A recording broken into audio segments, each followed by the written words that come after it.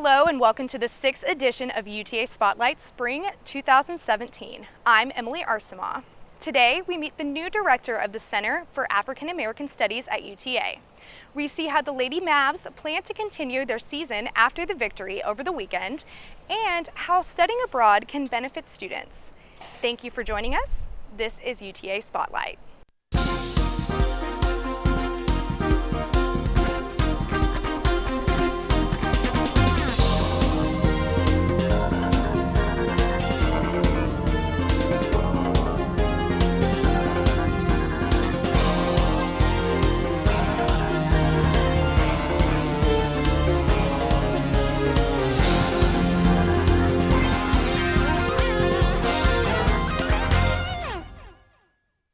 Dr. Jason Shelton was recently named the new director of the Center for African American Studies in January.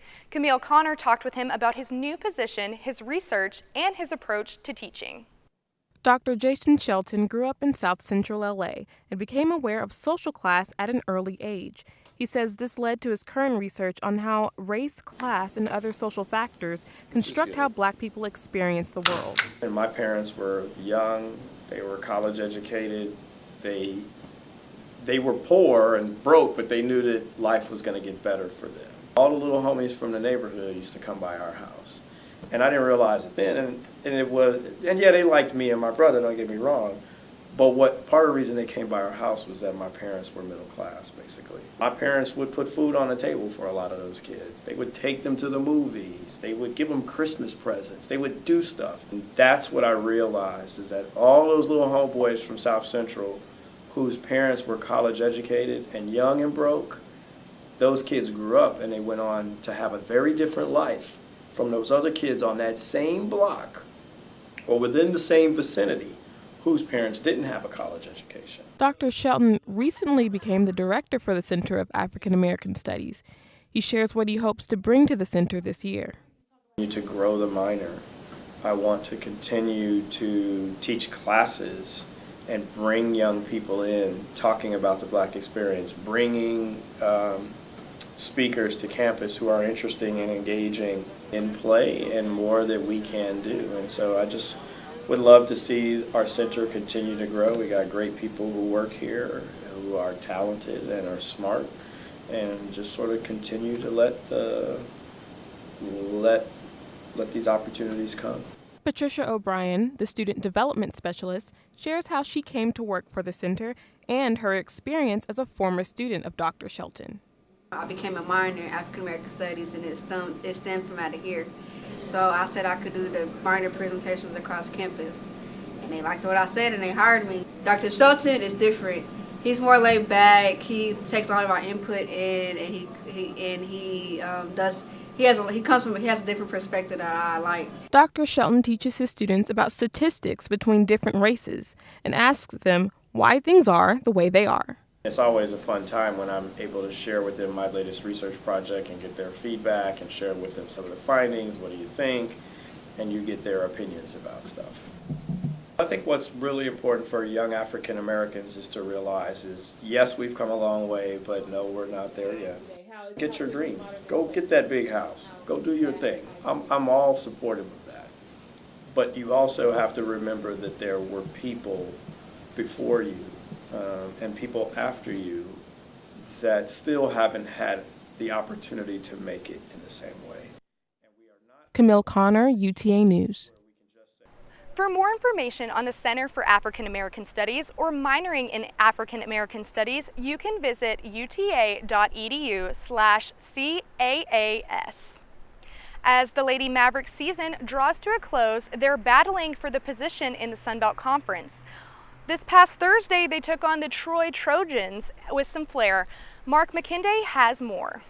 The color pink was worn all around for the K-Yao Cancer Fund as the UTA women's basketball team took on the Troy Trojans at the College Park Center Thursday night. The Lady Mavericks were one game behind the Trojans for second place in the Sun Belt standings. The Lady Mavericks were victorious against the Trojans 78-72, with Sierra Johnson leading all scorers with 22 points. Head coach Krista Gerlich talks about the victory. It's nice to get that win, especially over, like I said, over Troy, and get ourselves back in the hunt. Get ourselves back in position where where we're in control of our own destiny. So that's really nice for our kids to have that win and that confidence over a team like that and on our home floor, because I feel like, and we've talked about this a lot, I feel like we have had the stage set for us a couple of times this year to have a big game, and we haven't pulled it through.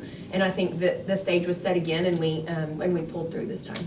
The Lady Mavericks were able to force 22 turnovers against a tough Troy squad. Coach Gerlich discusses how differently she and her coaching staff assessed playing Troy a second time around.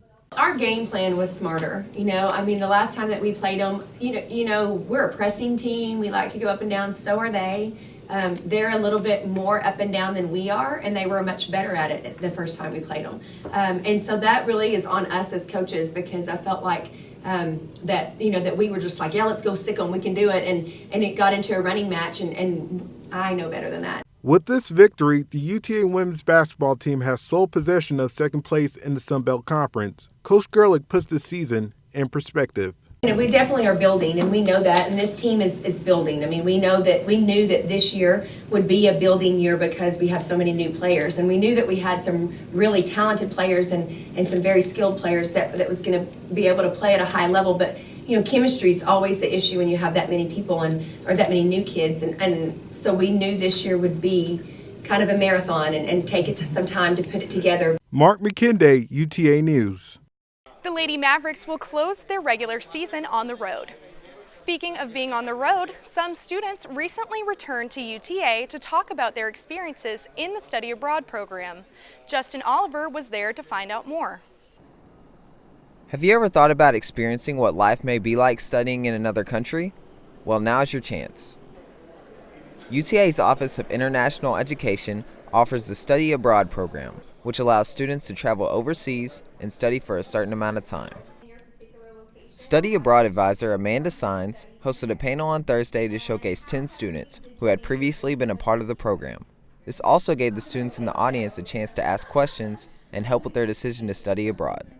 But you get to see also a different perspective of how others live, which is what I take away from my study abroad trip, a different perspective. So I figured, go there and learn as much as I could, and it gave me a really great foundation to continue into my degree program. One of the main concerns for students is the cost of living and travel. However, UTA offers many scholarships that make it possible to go. I think that's one of the big issues with study abroad is just there's not enough information and resources getting out to students. And what's really great about events like these is that your fellow students are going to be your best resource. Aside from studying, these programs allow students to gain a deep understanding of other cultures from other countries. So we want to show students like themselves who have had these experiences. That way they can see, regardless of their major, their race, sexual orientation, socioeconomic status, whatever group you fall into, studying abroad is something that is accessible to you, and it's something that is of value. UTA offers more than 500 study abroad programs within 62 countries, and the experience of a lifetime is right around the corner. Justin Oliver, UTA News. The Study Abroad program provides opportunities to all majors. To find out more, go to studyabroad.uta.edu. Well, that's all we have for you today on this 6th edition of UTA Spotlight Spring 2017. On behalf of our producer, Kyle Puente, and our videographer, Adrian Cardenas, we'd like to say thank you for watching.